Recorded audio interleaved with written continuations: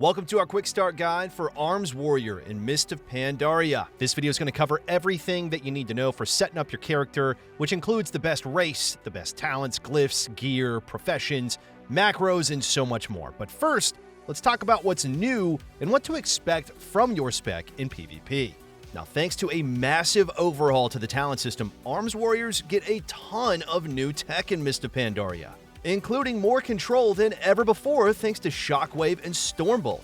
This allows the spec to be a staple in a wide range of comps, ranging from melee cleaves to playing a support role for casters. Arms also picks up Safeguard as an optional talent, allowing them the ability to not only give their teammates damage reduction, but also acting as a root breaker in the process.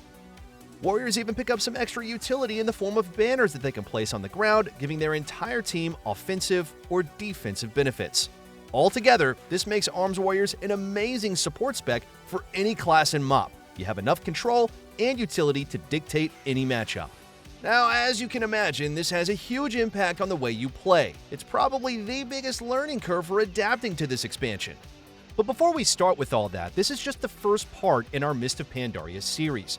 Our complete courses, including healing, damage, and playstyle guides, they are all available exclusively at skillcap.com. For the past few months, we've been working alongside the best and the most dedicated players ever in Mist of Pandaria. And right now, you can get ahead of 90% of players instantly thanks to our revamped courses, which teach you literally everything you need to know. And that's why we continue to offer a 400 rating gain guarantee across all of our games. So whether you want to experience MoP Classic or hop into retail, be sure to click the discount link below in order to get started. But for now, let's get back to the video.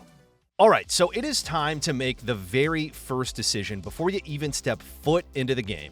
Picking your race. Racials, they matter a lot in Classic, and MoP is no different. Now, if you plan on playing Alliance, then Human is going to be best without question. In fact, for many DPS, this will be the best race in the entire game. Why is that? Well, thanks to the Will to Survive racial, humans are able to wear 2 damage trinkets, which is a really big deal since trinket procs and effects represent a massive power spike. Now, if you want to play Horde, Orc is definitely going to be your best option here. Hardiness is arguably the best racial passive in the game, offering 15% stun reduction, which even stacks with similar effects. Not to mention Blood Fury, which is also a huge power spike, acting as a pseudo-on-use trinket. But now, let's talk about talents and glyphs, which both received an overhaul going into the expansion and are now much more streamlined. For the level 15 row, we highly suggest Double Time. While targets are generally less slippery in this expansion, having 2 charges of your main gap closer will help you stick on target. And remember, charge is a stun in MoP, so this technically gives you more flexibility with micro CC. For the next row, Second Wind is definitely going to be the best option. It's an automatic self-heal that'll continuously proc when below 35% HP and is unironically one of the best HOTS in the entire game. Up next, we have our level 45 talents, and here we can make some decisions. We recommend Staggering Shout as a default pick, as this will be consistently good. Having access to a semi-ranged root as a warrior is really good for uptime and can even help you peel melee off your teammates. However, if you're already playing with a class with tons of roots, which usually means a mage, then we suggest Disrupting Shout. If you're playing against low mobility casters, this could be a great choice for landing more interrupts. Then, for our level 60 talents, we're going to play Shockwave the overwhelming majority of the time, since having an AoE stun allows us to have way more control over the game. The only time you could ever drop this is for Blade Storm, which can be a niche pick against double DPS comps in 2v2, especially ones with rogues. Now, we're going to do something similar for the next row, playing Safeguard in the vast majority of matchups. This is going to give us some additional utility, and just as important, will increase our mobility thanks to its Root Breaker effect. Now, with that in mind, Mass Spell Reflection can be good into matchups against casters where you don't need additional mobility and should be used to reflect unavoidable CC on your healer. Then, for our final row of talents, we're going to keep things a little bit simple here and always choose Stormbolt. Having a ranged, almost unavoidable stun, it's just too valuable as a warrior. Now, as far as glyphs are concerned, let's break things down into a few categories here. Your first hard-locked glyph is Bull Rush, which gives 15 rage on charge, which honestly doesn't seem too important initially, but gives you way more fluidity with your openers. Now, we also highly recommend always playing with the Blitz glyph, especially in 3v3. This is going to allow the stun portion of your charge to cleave, which acts like a mini AoE shockwave. Really nice for interrupting cast, sometimes accidentally. Then for your third glyph, you have some options here. Death from Above is good whenever you might need more mobility, which is usually the case into casters. However, if mobility is not an issue, or if you're playing against melee, then Colossus Smash is really nice for some extra on-demand pressure. Now, we should also note that there are a few defensive glyphs that you could consider playing with, including Mortal Strike for more consistent survivability, or Glyph of Shield Wall, which you should only play in short 2v2 matchups against double DPS.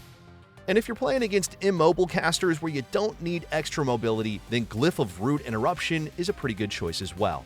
Minor glyphs, they really don't matter, but if you do want to min-max, then Glyph of Bloody Healing is the only one that could have an impact on your gameplay.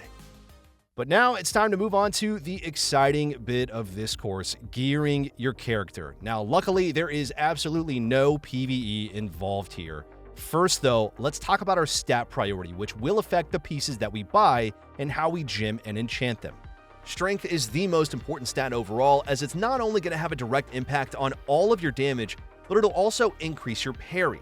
Then we're going to want to reach the 3% hit cap and the baseline 3% expertise soft cap. Now, as far as our secondaries go, Critical Strike is by far the best due to its extra rage generation and uptime on Enrage. Then we'll go for Mastery, with Haste being the least valuable stat. Mob also introduces two new stats, PvP Resilience, which reduces damage taken from enemy players, and PvP Power, which increases healing and your damage done to other players. Both of these stats occur naturally on PvP gear and are the reason why all of your best in-slot gear is going to be from PvP. And while they are important, you really don't need to worry about them when gearing. Now, like most expansions, you're going to start by collecting full Honor gear while gradually farming Conquest gear every week to replace each slot with higher item level epics. Now, luckily, the stats on items offered in each slot are exactly the same. So with that in mind, let's break down our BIS lists. For our main set pieces, we're going to go with all 5 pieces of the plate set. Then for our off pieces, we're going to simply stick to our stat priority, aiming to get pieces without haste. We'll get the Proficiency Neck and Bracers, Cloak and Belt of Prowess, and then the Boots of Cruelty. Then there are only 2 options for our rings in PvP, so we'll get the Signet of Accuracy and Cruelty. Then for our weapon, make sure to get the Sword if Human, or the Axe if Orc for the bonus expertise.